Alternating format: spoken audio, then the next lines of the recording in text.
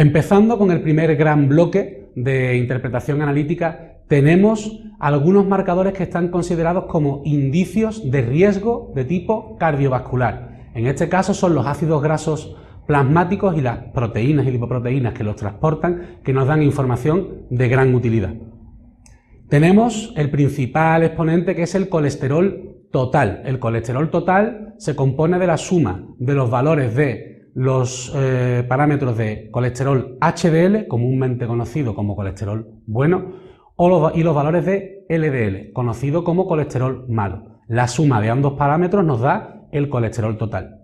Como valor de referencia, ese colesterol total se estima que debe de estar por debajo de 200 miligramos decilitro, aunque como veremos un poco más adelante, esto cada vez no es que carezca de mayor peso, pero sí que podemos interpretarlo de una manera diferente, sobre todo en casos particulares.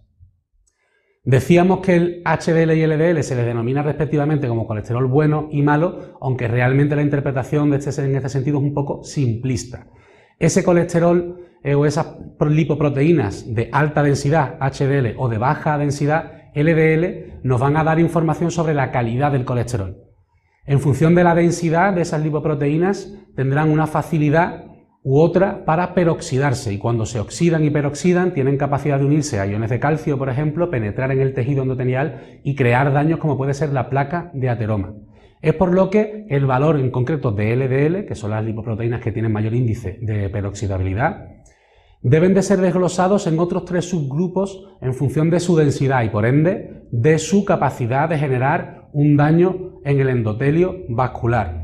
Es por lo que, como normalmente no vamos a obtener estos valores en la analítica, simplemente aquí lo mencionamos aunque no daremos valores de referencia. Pero hemos de saber que el LDL no es un factor negativo en sí mismo. Tendríamos que analizar la calidad de ese LDL y qué proporción de él tiene esa tendencia a oxidarse de forma rápida. Los valores de colesterol HDL se estiman como correctos para hombres por encima de 40 miligramos decilitro y milimoles litro, también, que sería el 1 de referencia, y en mujeres estaríamos hablando de valores de 50 miligramos decilitro o 1,3 milimoles litro. Estos son los valores estándar que se aceptan como correctos. En cuanto al LDL, tenemos un rango, y no un valor en este caso, que debería de estar entre 130 y 159 miligramos decilitro. Así que, haciendo esta interpretación ya tenemos una primera información sobre el riesgo cardiovascular de la persona. A esto habría que añadirle los valores de triglicéridos, marcados como normalidad por debajo de 150 miligramos decilitro. Realmente estos son unos valores que ya de por sí nos dan un valor importante y que pueden servir para emitir un juicio clínico, cosa que no es nuestro cometido en este caso. Pero si prestamos atención a la interrelación existente entre cada uno de ellos, vamos a obtener información de mayor calidad y de tipo, podríamos decir, cualitativo.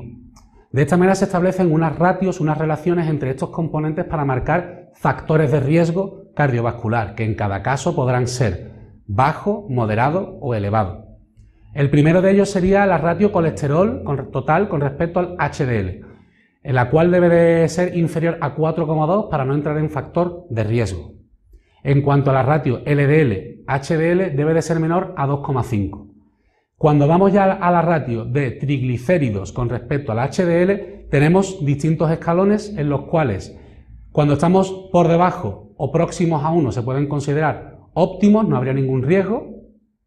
Un riesgo medio estaría comprendido entre los valores de 1 y 3, y un riesgo elevado o una persona que se pueda diagnosticar con síndrome metabólico con resistencia a la insulina estaría por encima de 3. Vemos cómo de esta manera podemos interrelacionar conceptos y sacar mayores conclusiones. En muchos casos no se nos da en la analítica esta interpretación, por lo tanto podríamos crearla nosotros en nuestro Excel de evaluación para ir haciendo el seguimiento de la persona, ya venga con un riesgo cardiovascular detectado de forma previa o no. Esto también nos puede ayudar a tomar ciertas decisiones en el campo práctico del entrenamiento. Simplificando un poco la cuestión para no entrar mucha en profundidad en la fisiopatología y el entrenamiento de cada una de las poblaciones, vemos cómo si tenemos una persona con valores elevados de LDL o triglicéridos, como podrían ser otros biomarcadores, parece interesante comenzar nuestro entrenamiento dando una prioridad en cuanto a volumen de entrenamiento a la metodología basada en la fuerza y no tanto en el trabajo cardiovascular de tipo extensivo. Progresivamente, cuando la persona vaya mejorando esos valores y nos aseguremos de que los niveles de oxidación en el organismo están controlados, podríamos incrementar ese volumen de trabajo de tipo cardiovascular. Esto puede entrar en conflicto con cierta bibliografía científica, ya que sobre todo en la década anterior se investigaba mucho en este tipo de poblaciones aplicando ejercicio de tipo cardiovascular, y es por lo que se asumió que el trabajo cardiovascular era seguro y válido para estas personas. Pero un profesional de nuestro campo tiene que saber valorar en cada caso cuándo será idóneo o no. Este puede ser uno de los valores de referencia para tomar dichas decisiones. Vemos también que se confirma que en estos casos de factor de riesgo cardiovascular hay una relación dosis dependiente en cuanto a la intensidad del ejercicio.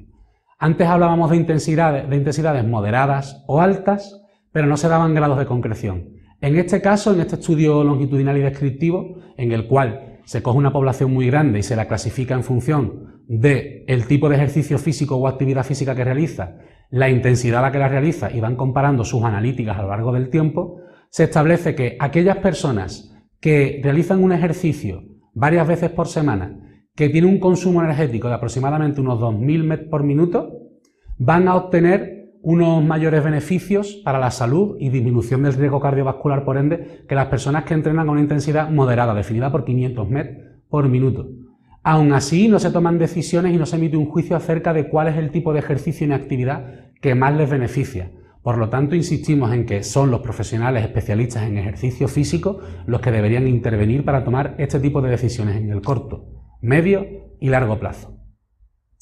Saltamos ahora para hablar de un parámetro bioquímico al que en muchas ocasiones se le presta mucha atención, como es la albúmina. Es cierto que la albúmina sérica sufre muchas variaciones teniendo interacción con farmacología, con tipo de ejercicio y otro tipo de factores ambientales. Aún así, tenéis aquí los valores de referencia, los podéis tomar como ejemplo, pero más que con una orientación clínica o biomédica, en este caso vamos a hablar un poco de la importancia de este biomarcador para el rendimiento, ya sea a nivel profesional o no.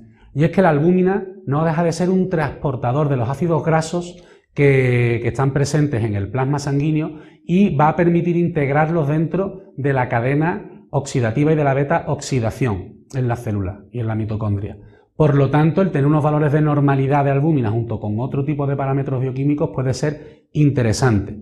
Si vemos que nuestro cliente, aparte de poder padecer algún riesgo cardiovascular, tiene una disfunción en cuanto a sus valores de albúmina sérica, deberíamos de hacer un entrenamiento basado en el incremento de la flexibilidad metabólica, haciendo que sea capaz de obtener energía mediante no solo carbohidratos de manera primordial, sino también de la oxidación, e ir secuenciando desde lo que es capaz de hacer fisiológicamente a lo que queremos que sea capaz de hacer.